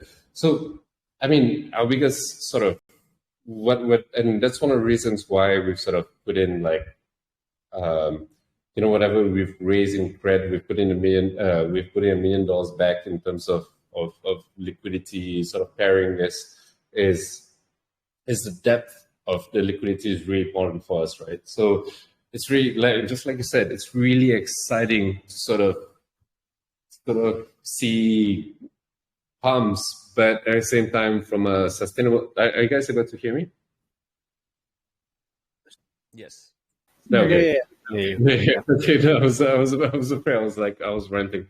So while it's really exciting for us to sort of see those pumps, it's not sustainable in the long run, right? And that's actually a very good sort of segue to what I wanted to talk about, which is this new program. And this is something that's exciting. I mean, to be honest, it early existed within PCS, PancakeSwap, but we've not really looked at it because we were so focused on building. But now we're sort of really, it's all about growth, whether it's our community, whether it's our products, whether it's our token as well, is the sort of liquidity pool program that we have.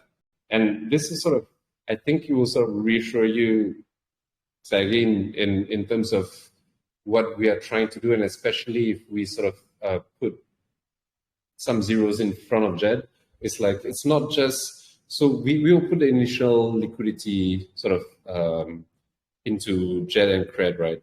But I think it's really a good opportunity for us if all of us, and that's all the holders, whether it's like myself, because I'm just like, I'm holder just like you guys as well, right? And every holder sort of on top of the project itself reinforce or sort of support the depth of the liquidity through the liquidity pool program. So what liquidity pool program is Uniswap actually enables anybody to provide liquidity into Jed or Cred or whatever token that's on Uniswap. But what we are proposing is, we're suggesting is like, guys, provide liquidity. So if you're not planning to trade your Jed or your Cred, why don't you can stake your Jed, or you can provide liquidity of your Jed or Cred within Uniswap and receive rewards from Uniswap. So Uniswap actually pays anybody who provides liquidity pairings, and we will sort of suggest Jet Cred liquidity pairings from our point of view, sort of support a project. You get, I think it's between 0.3% to 1% rewards. And on top of that, we will be rewarding anybody who provide that additional liquidity to support our depth with additional Jet as well. So it's a sort of a win-win situation, the way we see it, and especially within the community itself. We all sort of want to support and make this project go bigger, right? So it's all about we can stake Jed, we can earn Cred. We earn Cred, we have some Jed. Let's provide liquidity into Uniswap to support the project. We earn Jed, and the circle goes round. That's from a non-trader point of view. That's from a person who's looking for a long-term sort of investment and gains. So you gain rewards, and it just goes into the system loop. Obviously, if you're trading, you have a different strategy. But this is sort of one of the ways we sort of look at to, one, reward our community, to support the liquidity and the depth for our project as well. I don't know if that reassures you, Sergey, a bit. Thank you.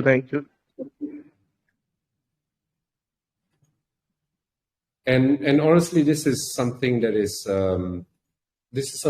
sort of new. I've seen it personally with other projects, and it's worked really well. And I'm talking about other projects that are really, really much older than we are, like 5 or 6 years, and they've been able to sort of not only sort of gain from it, but support the project from a liquidity point of view and a depth point of view. But it would be really great to hear questions, remarks, or ideas. I mean, this is really the best time because I really enjoy being questioned like this. I mean, but it's really nice because this is the whole purpose of this kind of casual VCs, right? We have this conversation so that we can take back and make sure that every concern has been addressed and see if either we didn't put it out right in front of you guys. And like I said, this was very high level. There's a lot of details that you don't see that we'll share in the future. Or if you guys are seeing it from perspective that we're not seeing it and we can improve it in that sense. And if anybody from what's up, guys? Well, they can.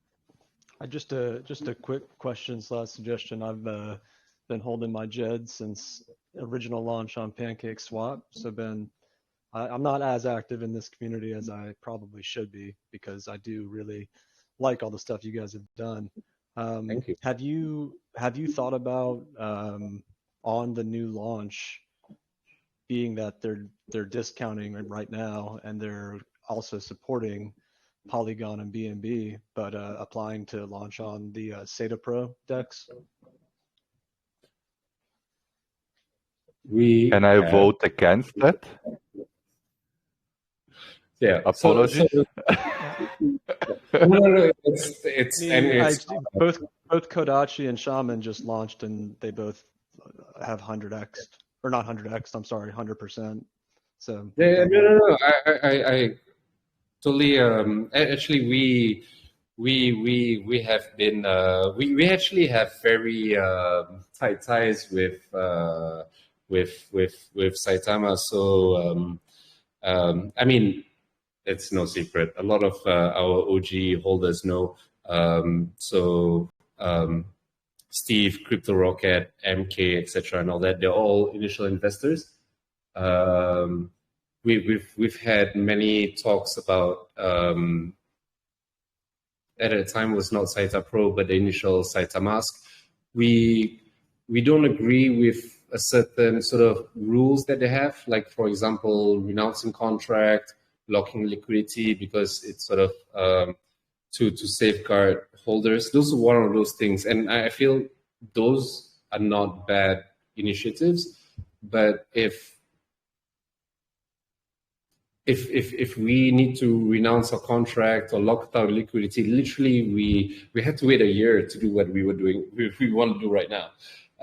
Because of those were the safeguards, because many people don't do their DD or their sort of their crypto research, right? And I think we've sort of evolved from that. So well, that's the past with the initial Saita Mask, and I don't want to dwell on it too much. I'm not against it. I'm more than happy to have conversations with them. I'm just I think from us, let's just be honest, right? Like, I mean, 100x is great, but how sustainable? Like, I think we're at the stage where we've sort of matured enough to not look at 100x, but we look at the 5 to 10x every like 7-8 months kind of thing in non-financial advice again, and the amount that we would invest in that, we could be on the tier 1 listing as well, like either KuCoin, etc., and all that. So it's and it's not talking negative about anybody. Sorry. I hope you understand. And I'm a huge fan. I think I love what they do. Exposure could be good, but I totally understand, and I think they've kind of not lessened up, but they definitely open up the conversation for if there's reasons that you can't renounce or don't lock. If you have those conversations openly, I think that that's a possibility. But again, you guys are running this project for sure. Just a thought. Thank you for entertaining.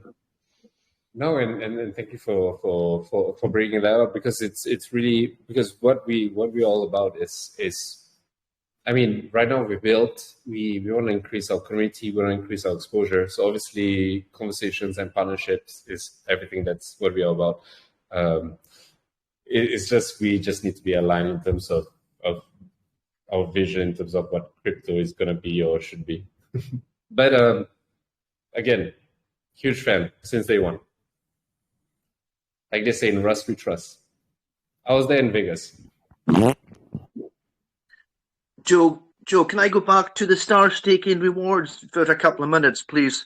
You gave an example, which I can't see because I'm on my phone and it's really small. You gave an example, I think, of someone staking 50,000 Jed and getting, out of a pool of 1 million, would get $600 roughly, based on the price at the time you did your estimations. Is there no longer going to be a period, the longer you actually stake them, the higher the rewards? Or is it going to be a month-to-month basis? Yeah, no, again, we've learned a lot along the way, right? And we feel like we should give, we should make it as decentralized as possible. And I feel 30 days is already long, but I feel if you want to be rewarded, you need to at least work for it a bit. So 30 days, that we do want to give people the choice of like being able to, because circumstances can happen, right? And to be honest, I'm coming from a point of view where I'm I've been in that position as well. It's like, you've got things locked up and it's locked up for a long time, and you can withdraw for something that you want to either invest in or that you need, etc. and all that. So I thought 30 days right now. So for me right now, it's all about how much you fuel into, not how long you fuel into. So it could be at a short term, but obviously that's one of the reasons why we have that sort of separation between the 60 and 40. So 40 is, so 30 days is 60%, and 6 months is 40%. That's why we have sort of split. Instead of like long right? Yeah, I'm just thinking of my feet here. So say the first month there was 1 million staked, and you had 50,000 staked. The second month, because more holders, there's 10 million stake. So your 50,000 stake would only get you $60 worth of credit. Does that make sense? Or does it not make sense? It might, but sorry, you have to slow down. Sorry, Colin. Can you say that again? The example you gave was someone holding, staking 50,000 Jed in a pool of 1 million Jed would get roughly $600 that after 30 days. Of course, I know there's a longer term, 60-40%. But if the second month more people staked because there's more holders, and you say the second month there's 10 million in the pool, your 50,000 Jed staked would only get you a tenth of the 600.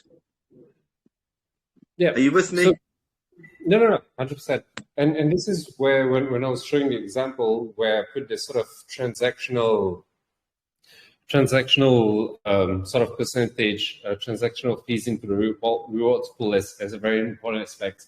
I mean, obviously it's all about prediction and it's not financial advice, but I feel when we're going to launch stock staking, we will have a few products out. We'll have Agora, we have like the beta of the games, a few other stuff. It's all about being able to, let me just share it again and I'll show you sort of 1 second.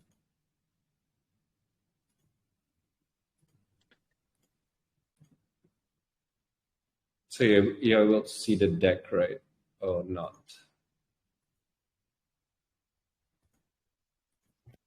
We can't see the deck right now. No, yeah, Yeah, it's back. I'm sorry. It's for some reason. Okay. No, it's not sharing. That's okay, Josh. It's no worries. Yeah, but so basically, in the example that I shared with you, so I'm looking at numbers right now, right? So total stake jet is about 1 million. In example 2, total stake jet is 10 millions. Your stake jet is 50,000, which is the same, right? So in the first example, you're staking 5% on pool. In the second example, which is 10 million, you're staking 0.5% on pool, which is 10 times less, sort of. We believe in that transactional volume from all the other products or services will sort of support, and you will still get the same amount of volume, even though you're 10 times lower within the pool. Now, with that said, you guys are forcing me to pull out some math here. 2 o'clock in the morning. Give me a second. Let me show you something. This is going to be fun. Okay.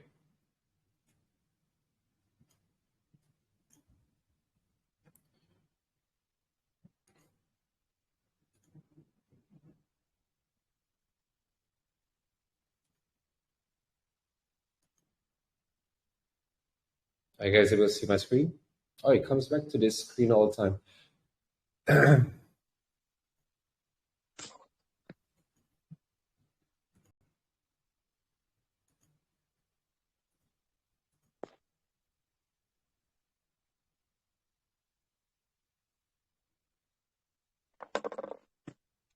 Give me a second.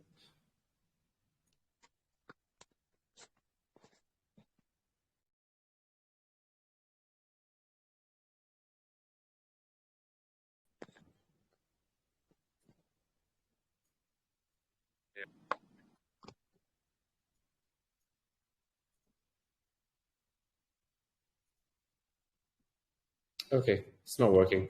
But let me voice your, so let me do the math for you, right? So total jet stake 10 million, and we are looking at 45 cred minted for every 1 jet, right? Yeah. So if it's 1 million, I'll put screenshots in the chat instead, so you get. For some reason, I'm not able to share screen. Sorry about that. That's okay. Yeah, hearing. So this is this is how it sort of looks like, and I'm gonna share it screen. And I'm looking at transactional fees. Just let's just remain as it is.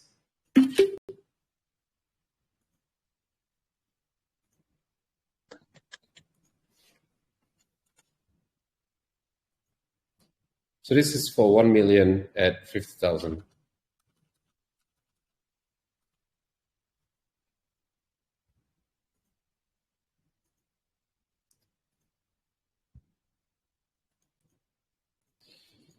Now this is 10 million at 50,000. So we've sort of really tried to sort of balance it out in that sense.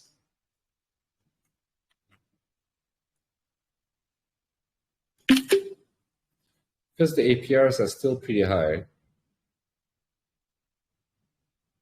Okay, I'll have a look at that, Josh. Once in the chat. Yeah. Maybe my understanding was not. So it's in the chat right now. So the difference between your pool of like 10. So regardless of, let's not look at transactions fees, right? Regardless of transactions fees, the difference between 10 million or 1 million, we're talking about within the first 30 days, it's about a difference of $10. So it's, yeah, fine in that sense. Okay. And obviously we'll give you guys the formula in the white paper so you guys can really look into it. That'd be handy. Yeah. Yes. And I think just with the screen share, I'm sure a lot of you guys will be able to make assumptions on the formulas. It's pretty straightforward. Okay, thanks for that, Josh. No problem.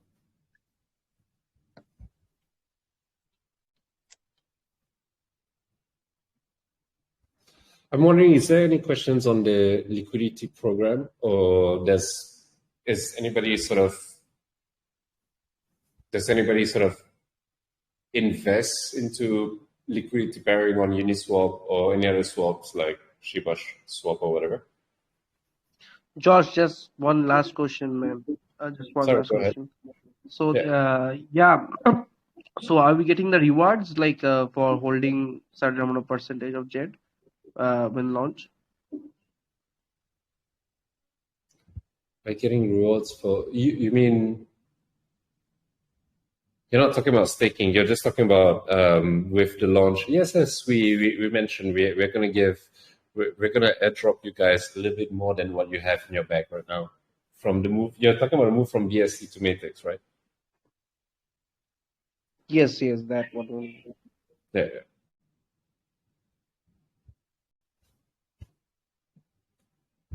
So essentially, we can either do one of two things with our JED. We can either put it into star staking and earn cred, or we can add it to liquidity to Uniswap and earn more JED via transaction fees. Is that right? Correct. So this is where I would love.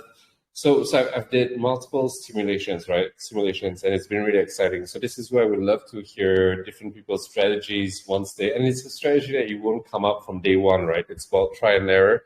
But I think more or less there's no right or wrong strategy. It's all about what suits you more. It's so you have your JED, you stake your JED, you get more cred. You put aside maybe not all your JED to stake, but you put aside some JED and you provide liquidity with cred, and you get more JED that you can stake for cred.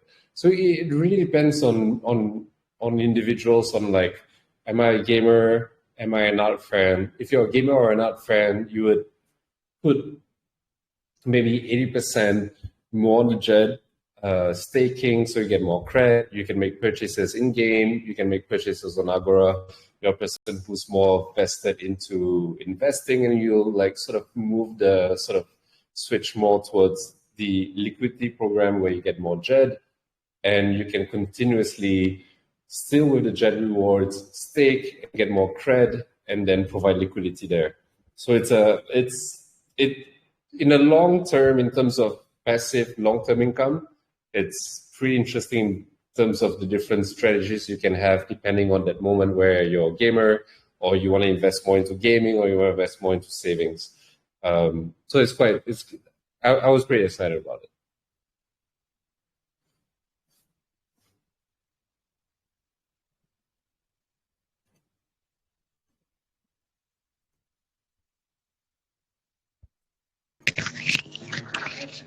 Hi, Josh. Hey, it's been a while.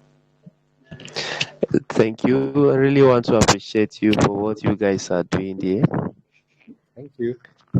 This is my first time, even though I've been here for like over a year now, but I've never said a word. I know, it's the first time I hear your voice. And unfortunately, I'm down with cold. My question is on the new supply. The use of, sorry? Let's say, the new supply of jets that's at launch. Let's say I have 5,000 jets now. Now, with the new supply, will that still be the same amount of jets that I will be receiving? Exactly the same amount. So the pairing that we're providing is making sure everybody who, so I mean, whatever you have is equal at that time of the snapshot. And when we do the snapshot, we will also stop trading as well. So at the time of snapshot, you will receive exactly what you have at a dollar value, dollar to dollar from BSC to Matics. That remains exactly the same. One. Two, actually you receive a bit more because we are rewarding people for, it's sort of 1 year anniversary gift, and I'll move to Matics. You'll get a bit more. Okay. Three, and Three, and really important. And I think there was, to Colin's point, right? Three is like there's nobody is getting more of whatever supply that we have. We are keeping it for Caxus, so nobody else is getting more of that supply than what they're supposed to. Everybody's going to get exactly the right amount they're going to have. So there's no worry about, okay, there's an additional supply, so there's additional opportunity for people to dump. That's not what's happening. We're actually creating that supply to make the project better. So that's really a third important. Oh, okay. I really appreciate that. Sincerely, I'm looking forward to the staking. You mentioned something earlier that you have option where maybe some will be airdrop, some will be their tokens will go into staking directly. I'm open to that. In fact, one of the things I've been looking forward since last year is the star staking, because personally, I would love to stake all my jets there. Thank you very much. Thanks, Kamatai. And I'll be honest with you, that's also the thing I'm looking most forward to. It was just really it was really simple to build it, but at the same time, it was so difficult to build something right. And we were looking at so many staking models, and I was really excited because, especially at the peak of the bull run, right? It's like nobody can stop us now, kind of thing, kind of mentality. But at the end, it was all about like, so how do we back the rewards? So now we are pretty confident, not just because of the products that we have, but also because of the partnerships that we are having conversations in the back end. So in terms of, and when I talk about partnerships in terms of investments with VCs or partnerships with games who are going to bring all their community, whether to use Silvault or to use the SFT contracts that we're building, Agora, etc., all these kind of things. So if it's not, if we didn't have all that sort of maintain that pressure with rewarding people constantly, honestly, I still would have pushed back star staking. It's only because now I'm confident with like, okay, we can maintain it to a certain extent. Yeah, that. Thanks, man. Nice to meet you. All right. In Josh we trust. Thanks. Thank you, sir. That's a funny one. Oh, goodness. Anyways, guys, I just wanted to throw out there, if y'all have any last questions, we've been doing this for 2 hours, so go ahead with any final questions for Josh. Yeah, sorry, I've been awake for like quite a while, so I guess you guys noticed for the last half an hour I've been sort of, my brain is kind of getting slow. But happy to take more questions because I really want to sort of put out any concerns in terms of new tokenomics or Agora, SFTs, etc., and all that. Sorry, my dog.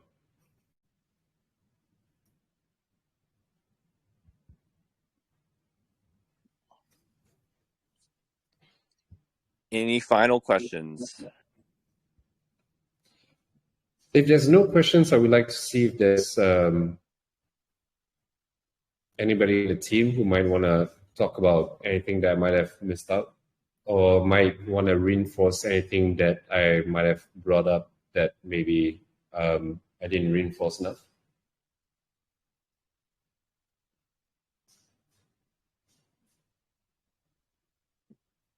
Awesome. I appreciate you, Josh. Thank you, Joe. I appreciate you too. Appreciate you guys. It's really nice to see a few new names and hear a few new voices. That's pretty awesome. I was really expecting SC to speak today. I'm surprised. coming soon. Oh, he got a call from his missus now, so he's off the VC. Okay. All right. He'll Thanks, speak one everyone. of these days. The price will skyrocket too when he speaks. Yeah, of course. Okay, last one. that was weird. All the sound got banned. Last questions, really? Last call. Okay. Yeah, I'll give you one last one. It might have been asked already. Has the percentage been set for the additional bonus we're getting for migration to Polygon? I think I accidentally dropped it in the chat, but it might have been deleted. I don't know, Joe, did we share it with them? I don't know if we... You shared a range. You shared a possibility. I shared a range. Okay. I shared a range. All right. You shared a range and a possibility, and it wasn't... It's between 1 to 5%. But with that said, we don't want people to dump their tokens, right? If we do give you guys stuff, I mean, I trust you guys to death, but like we also don't want people dump. If we do give you guys, not if we do, we will give you guys these additional tokens. But I think one thing that we'll do is definitely stake them for you guys, so that, you know, just for everybody's safety, for the better good. Okay. If that's okay. I'm okay to hear people disagree. I take it the more you have, the higher the percentage. Is that right? Yes. So people don't dump more. Yeah. But that's the thing. So that's the thing. When we are dropping, it's the same. Liquidity pools are the same. It's just so the additional tokens is really for, because we are going to safeguard those tokens, right? So unless, I mean, you know, unless we run away with those tokens, but like I said, we can't withdraw more than what's in the liquidity. So it doesn't benefit anybody. It's actually more to put in Kexes than anything else. And when we put them in Kexes, before people can sell, people need to buy. So it doesn't in no way can negatively impact. I think because literally I put it at a high level, I think we sort of break down the whole in the whole chart of where those tokens are going. I think it will make more sense to you so nobody's going to get more tokens. We won't get more tokens. Holders won't get more tokens except for the little bonus. Liquidity will remain the same. What those additional tokens are is for centralized exchanges. And they can't sell it unless people buy it, kind of thing. So it's not going to, it's that increase in supply is not going to be a negative thing. Yeah, Josh, I think there was a topic that was under discussion a couple of days back regarding the NFTs portion. Now, we know for a fact that SFTs have attributes and have utility across the entire ecosystem. But when it comes to the 1,000 NFTs that would be airdropped to the first 1,000 holders, any news on that? And will they be having any utility in the system? Yes, they will. They will have utility. Obviously, we can't give them the same type of utility that we would give to an ultra rare SFT that we've been selling through, but we will give a sort of at least a good, you guys will at least enjoy the utilities. And with that said, you'll also be able to enjoy like the whole respect and attacking people if they have better utilities than you.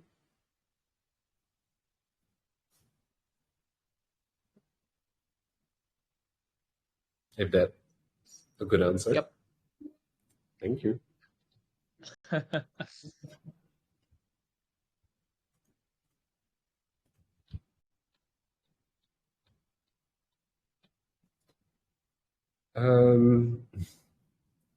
Okay, I think we can close it out. Let me just think about some things when I brought up. So we've talked about Stardome and the awesome skill gaming team. So they've really brought forward. I think we are safe enough to have people do the beta within the next by mid-month.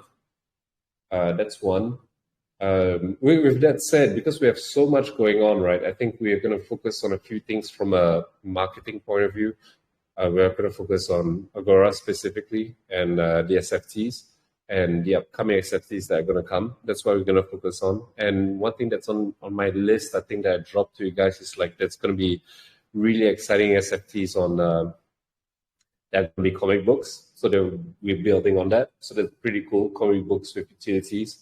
That's going to be pretty cool. So that's that. Anything else I'm missing, Joe, in that long ass list? I mean, there's some other stuff that we haven't mentioned or spoken about, but this call has been forever, so I don't want us to, prolong it too much longer. But there'll be more stuff that we'll speak to in the coming months. So, thank you, guys. Thank you, Josh. Thanks, Eric. If any of y'all have any questions or anything that you want to learn more about, of course, just message me or message any of the admins, and we'll find whatever information that you are seeking. So other than that, guys, thank you so much for coming. And thank you, Josh, for taking the time to do this. Thanks, everyone. Thanks, guys. Try to get some sleep. Yeah, I will. Thanks, everyone. Cheers. Thanks, everyone. Thanks, Cheers. Josh.